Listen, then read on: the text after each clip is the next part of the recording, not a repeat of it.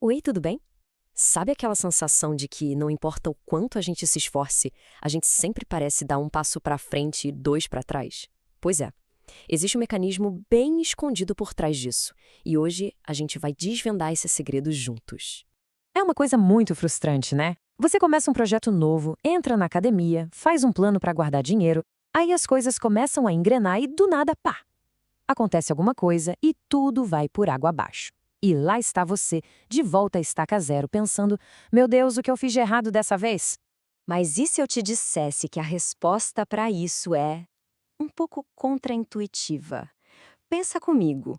E se esse problema que vive se repetindo, essa barreira que parece impossível de cruzar, não for só um obstáculo?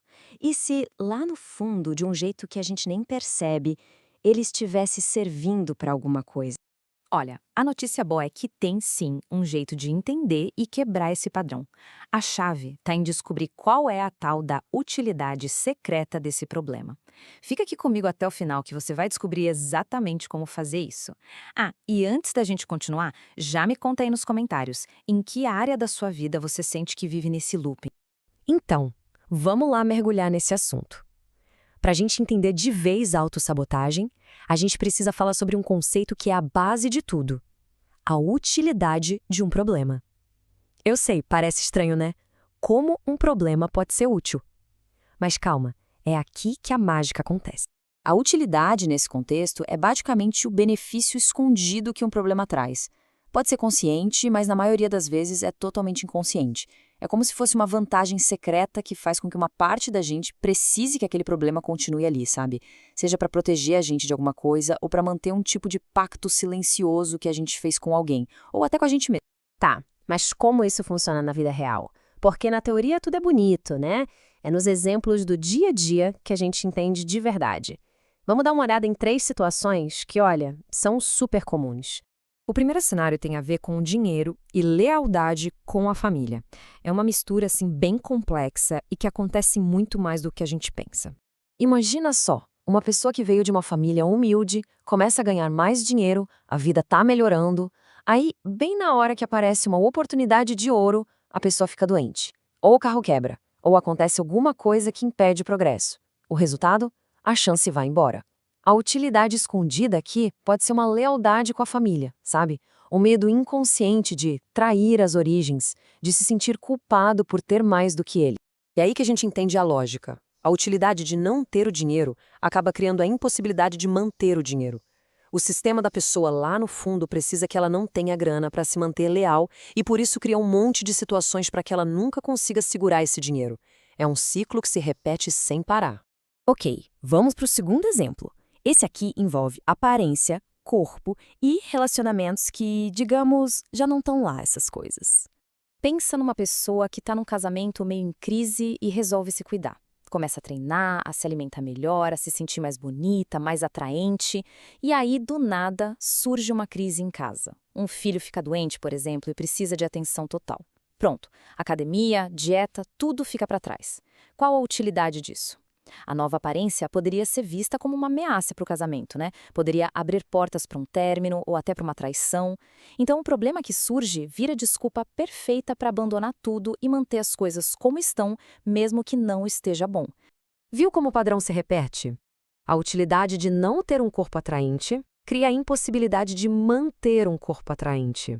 A necessidade de não ser uma ameaça para o relacionamento faz com que seja impossível continuar com aquele objetivo, porque ele passou a significar um perigo para o sistema.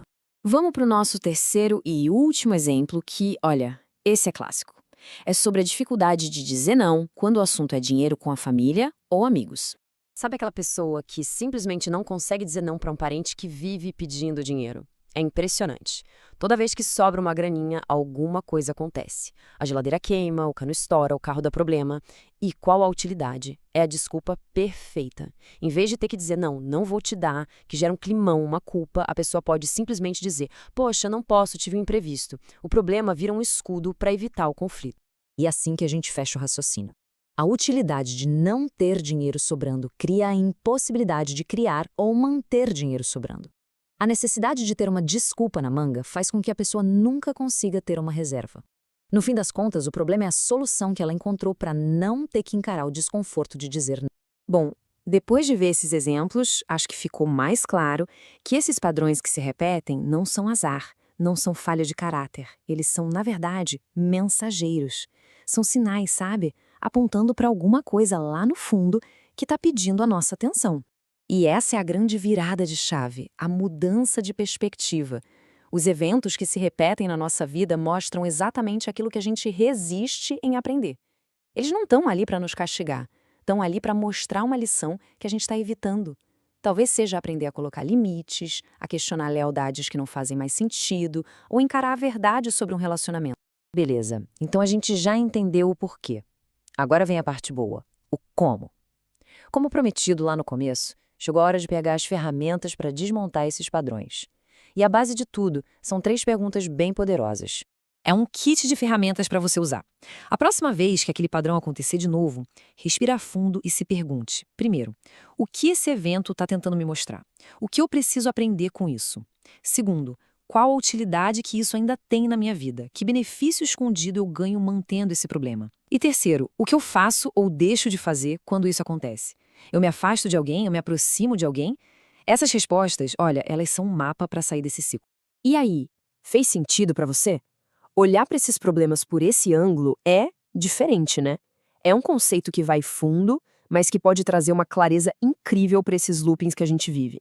Se esse nosso papo te ajudou de alguma forma, que tal deixar um like aqui no vídeo? Aproveita também para se inscrever no canal e ativar o sininho das notificações. A gente está sempre trazendo conteúdo novo por aqui, todos os dias, e eu tenho certeza que você não vai querer ficar de fora.